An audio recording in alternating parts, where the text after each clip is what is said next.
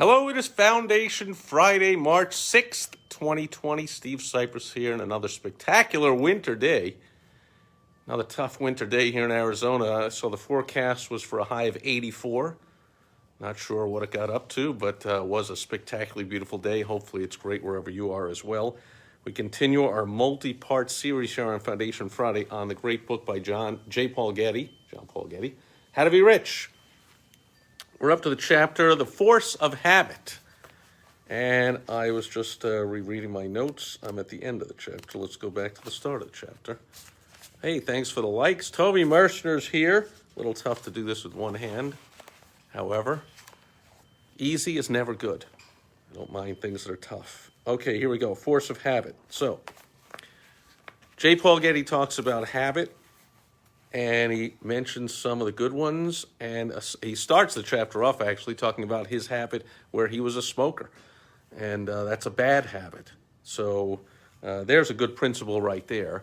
It's called a damning admission, that when you start out any message of persuasion, selling, writing a book, you're selling your point of view, your message to people. So any situation, which is pretty much every situation where you're looking to persuade or sell or communicate your point of view to somebody else, starting off with a damning admission makes you more human, makes you more relatable, instead of just preaching and talking at people. You see this in the political world. Some candidates don't get it, and they lecture people and they talk at people. We had that for 8 years.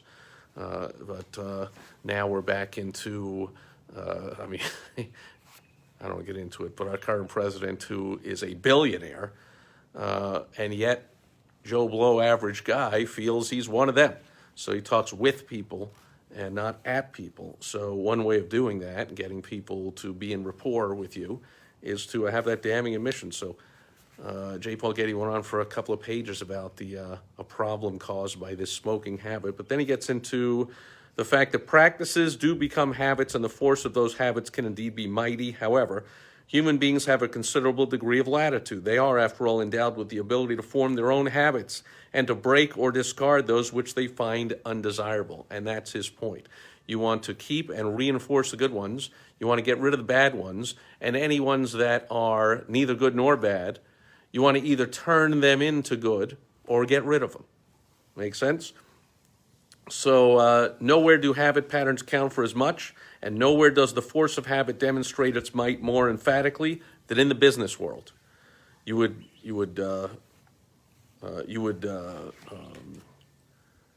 be right to surmise that the richest man on earth, most successful businessman on earth at the time, believed that the business world is the most important place to have habits. People that are not in the business world, of course, would disagree. But this is a book by J. Paul Getty, billionaire business person. A businessman's habits are among the most important factors that determine whether he will be a success or a failure. So, just quickly, let's see. He says, actually, a habit is a habit. There should be no valid reason why it is any more difficult to form good ones than bad. That's the good news.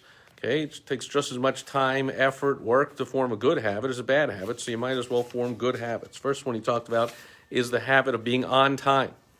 So you can either be on time. The businessmen and firms most likely to succeed are those that fill their orders, deliver their merchandise, provide their services, pay their bills, meet their notes and other obligations on time. Customers who are made to wait for delivery on their orders beyond the promised time are likely to place their next orders elsewhere. Individuals and firms that pay their bills when they fall due, establish good credit ratings, while those that lag behind soon find that it becomes extremely difficult or impossible for them to obtain credit anywhere. Thrift is another habit that can be formed, and that very often adds a deciding ingredient to any business success formula. Common sense should prove to any person that it is sound policy to economize wherever it is reasonably practicable to do so. We talked earlier about not cutting in the wrong place. So you want to save some money. I used to, since I've always been in marketing and advertising and consulting with people, and they're like, well, I got to cut back on, times are a little tough. I got to cut back on my advertising. I'm like, well, look, that was my stock saying. I'm sure I got it from somebody. You want to cut back on your expenses, turn off every other light. Turn the air conditioning up 1 degree. Okay, find ways that don't really make that big a difference. Absolutely don't cut your advertising, for crying out loud. You need to ramp that up if times are tough, if you're not getting enough customers, right? You don't turn down the advertising. So when J. Paul Getty talks about being thrift and being reasonable in where you are cutting and looking to cut your expenses, don't cut your top, what brings in the top line revenue, of course. Then he says, any individual, whether in business or not, can determine which habits are beneficial to him or her and which are harmful. Habits that help an individual live and work better and achieve his or her goals are, of course, good ones. Habits that the individual should try to acquire or form. Those that harm or hinder, interfere, or obstruct, serve no practical purpose, or offer no positive results, should be avoided, or if already formed, should be broken as quickly as possible. That's easier said than done. Anyone that's broken a habit, made a New Year's resolution and stuck with it. Oh, I'm going to quit smoking. My advice, which isn't in here, that I've learned from others in this realm. Certainly, I spent a year as a Tony Robbins coach, so I think a bunch of this comes from Tony Robbins, which means it comes from somewhere else, because Tony Robbins didn't invent anything that he teaches or talks about. He just delivers it really, really convincingly. And I remember Zig Ziglar saying it also, it takes 21 days to form a habit. That was the common accepted concept. So it takes 21 days. And to break a habit, the suggestion is not to simply say I'm going to break the habit, it's to replace the habit, right? So if you say instead of I'm going to quit smoking, you say every time I feel like smoking, I'm going to chew gum. Okay, so instead of every time I feel like having a snack, instead of eating a donut, I'm going to have a slice of an apple, right? So you replace the habit with a new habit is an easier way than just saying, I'm going to quit the habit. That's just my little aside outside of the book. J. Paul Getty says, executives and businessmen will do well to periodically make a careful inventory of the things that you do in connection with your work with sufficient regularity for them to assume the character of habits. It's a good idea to list these on a piece of paper. Nowadays, maybe people just type them into their phone or whatever. Then it is up to the individual. I, of course, still use paper and pen, and that's another lesson for another day. We'll just move on.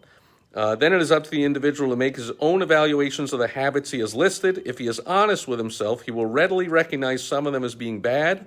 These he will do his energetic best to discard with a minimum of delay. In other words, get rid of them. Next, there will be some habits that appear to fall into the indifferent or undecided category. These must be considered objectively to determine if they can be modified in order to make them positive.